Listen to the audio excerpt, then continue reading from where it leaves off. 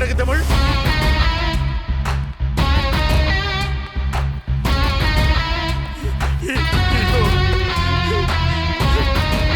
வீட்டுல யாரும் இல்ல தமிழ்.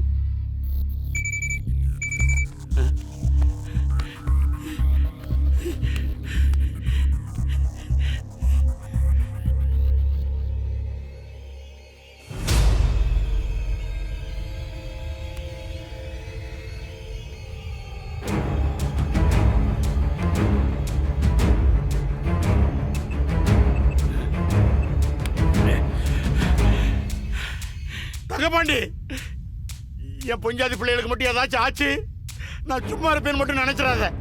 உன் வண்ட வளத்தை ஊரறிய செஞ்சு உன்னை நாஸ்தி பண்ணிடுவேன். என் பேரை சொல்லுற அளவுக்கு பெரிய மனுஷன் ஐடியா. என் விஷயம் வெளி வரதுக்கு முந்தி உன் போன ஊருக்குள்ள ஊர்வலம் வரமாட்டே. என்ன கொன்றுவேன்னு மிரட்டுறான் தமிழ். நான் சொல்கிற மாதிரி செஞ்சீங்கன்னா நான் உன் குடும்பத்தை காப்பாற்றுறேன். நான் என்ன பண்ணணும் தமிழ்? தங்கபாண்டி உங்கள் குடும்பத்தை கடத்தி வச்சு மிரட்டுறதுலேருந்து இது வரைக்கும் அவன் பண்ண எல்லா யோக்கியத்தனத்தையும் இப்போவே மீடியா மூலமாக மக்களுக்கு தெரியப்படுத்தணும். உனக்கு அவனை பற்றி தெரியாது தமிழ்.